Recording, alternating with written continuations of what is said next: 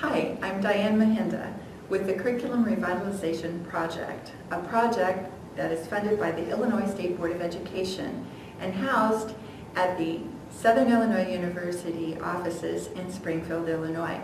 The Curriculum Revitalization Project is designed to provide curriculum resources to career and technical educators in the state of Illinois.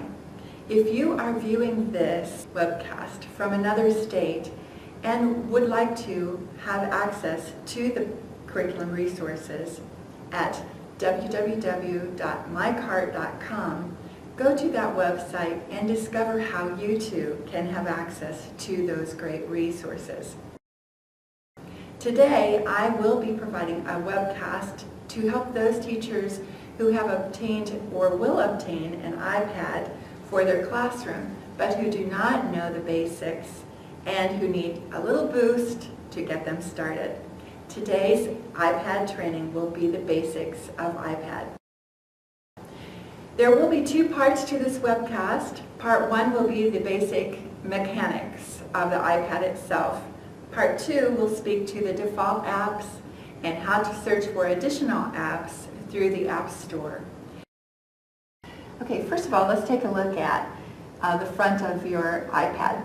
When you're looking at it in the vertical way, in the bottom of that, you'll notice that there's a little indentation with a little square. That's called the home button. Sometimes people call it the panic button because it helps you get out of situations that you don't know how to get out of. But we're going to call it the home button for today. And the little button, or there's a little hole at the top of that iPad, and that's your forward camera. To turn on the iPad, you just look at the upper right-hand corner at the top. There's a black button. You just hold it until you see a white apple come onto the screen, and eventually you'll get either the home screen, or you will get your access code screen, your security screen. I have set up a security code for my iPad so that not just anyone can get into my iPad. It does take a couple of minutes. Okay, so I'll get into my iPad. And my iPad screen is customized, and I will show you how to customize your iPad screens in part two. But to go on with the mechanics, let's take a look at the volume control. Over on the right-hand side, on the side in the back, there's a little volume control. There's an up volume and a down volume control. Okay, you can click the top part of it and hold, and the bottom part to turn your volume up and down. But there is also a little switch that you can turn the volume completely off or on. Okay, this iPad, this is an iPad 2. It has two cameras. It has the forward camera, and it also has a backward camera right here. In addition to that, your students may be working on a project that involves sound. And it is sometimes disturbing whenever there is too much extra sound. So Apple has included a port where you can put in your headphones right here at the top on the left side of your iPad. To turn off your iPad 2, all you have to do is the exact opposite of what you did to turn it on, is hold the on-off button until you get the red slider. Once you get the red slider, you slide across and your iPad is off. If you just want to put your iPad to sleep and you don't necessarily want to turn it completely off, all you have to do is touch the on-off switch slightly and it turns it off. You know, another cool thing about the iPad and the iPad switch is that once you touch it and put it back on, you can also take screenshots of your iPad.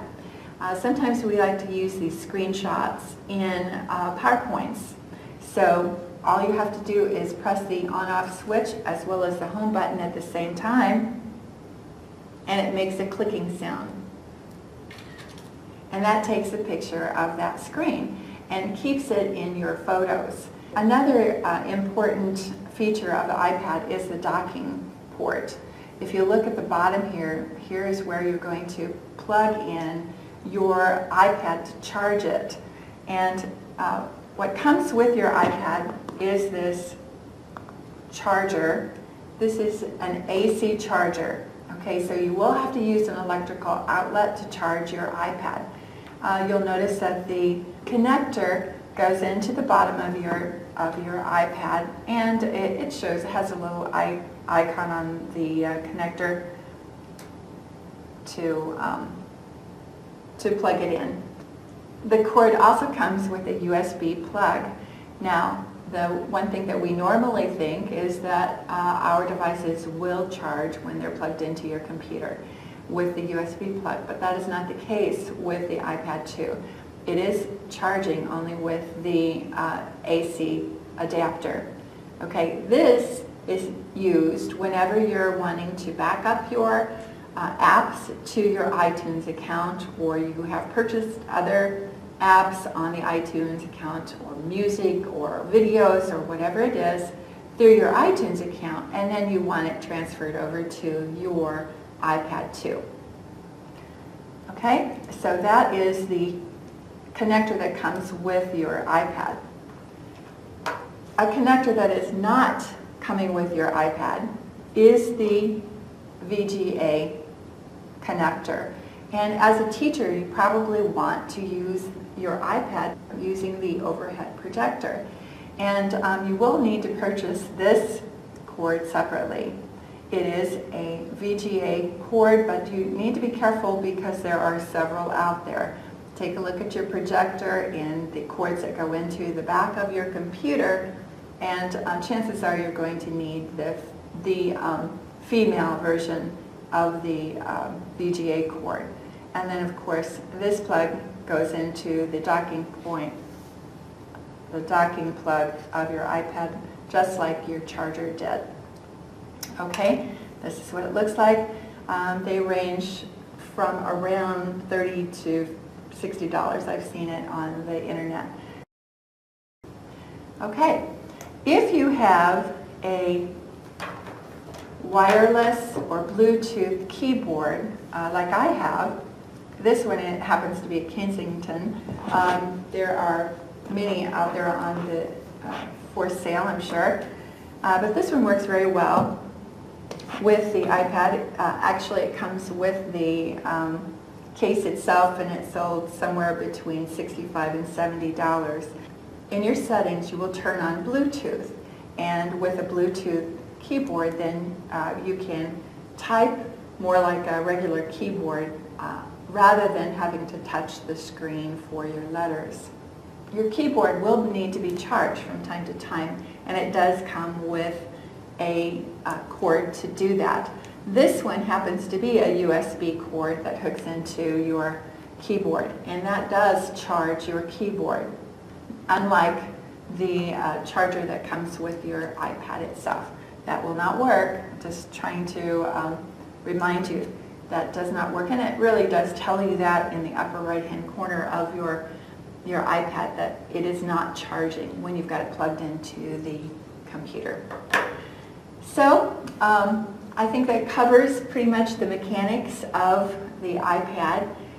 If you have any questions, feel free to review this again, or contact me at dmahinda@cwd.siu.edu.